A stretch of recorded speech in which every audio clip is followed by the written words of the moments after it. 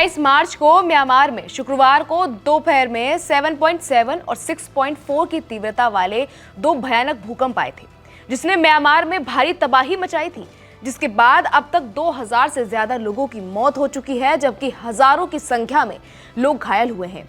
वहीं 300 से ज्यादा लोग अभी भी लापता हैं। म्यांमार के इस भूकंप ने पड़ोसी देश थाईलैंड को भी अपनी चपेट में ले लिया, जिसके बाद भारी नुकसान हुआ।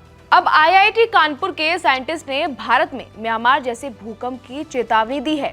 जी हां, आईआईटी कानपुर के अर्थ साइंसेज डिपार्टमेंट के प्रोफेसर जावेद मलिक ने बताया, म्यांमार और बैंकॉक में आए भयानक भूकंप का मूल कारण सागाइंग फॉल्ट है।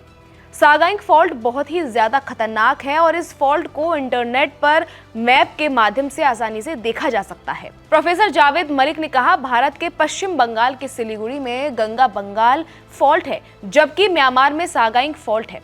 इन दोनों ही फॉल्ट्स के बीच में बाकी फॉल्ट लाइन भी है। ऐसे में इस संभावना से भी इनकार नहीं किया जा सकता कि एक फॉल्ट के सक्रिय होने की वजह से दूसरा फॉल्ट भी सक्रिय हो सकता है, जो भारत में भयानक भूकंप का कारण बन सकता है।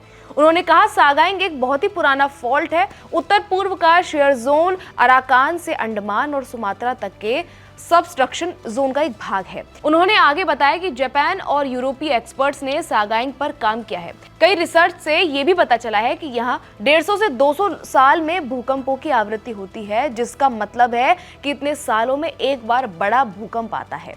एबीपी के एक इंटरव्यू के दौरान एक्सपर्ट से सुनिए उन्होंने भूकंप को लेकर जो बताया है कि एक बड़ा अर्थक्वेक 8 मैग्नीट्यूड का या 8 और भी 8 से ज्यादा मैग्नीट्यूड का एक अर्थक्वेक जो है वो इस जोन में ड्यू है, तो वो कभी भी आ सकता है। और उस ड्यू है। जयश्री जी, आप कह रही हैं 8 रिक्टर स्केल का अर्थक्वेक हमारे इस एरिया में, दिल्ली और दिल्ली के आसपास के इलाकों में ड्यू है, आप ये कह रही हैं?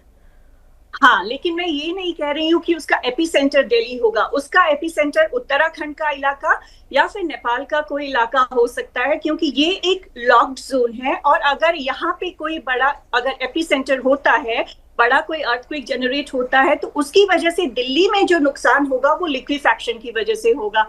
अगर आप देखें तो दिल्ली में जो है बहुत ज्यादा आपके पास में अलुवियल प्लेन्स हैं, जहाँ की अलग अलग तरीके की सेडिमेंट्री लेयर्स जमा होती है, जो कि पुरानी नदियों ने लाके उसको गैंजेटिक प्लेन्स में जमा किया है। तो जो आपने सुना, इन साइंटिस्ट के मुताबिक दिल्ली खतरे से बाहर नहीं है। अभी ये कहना गलत होगा, लेकिन अगर ऐसा हुआ तो तबाही बड़े स्तर पर होगी। तो साइंटिस्ट जयश्री ने लोगों को आगाह करते हुए ये सब बताया है। अब आप इस पर क्या कहना चाहेंगे, कमेंट करके जरूर बताइएगा। बाकी देश भर की तमाम खबरों को जानने के लिए देखते रहिए एबीपी लाइव।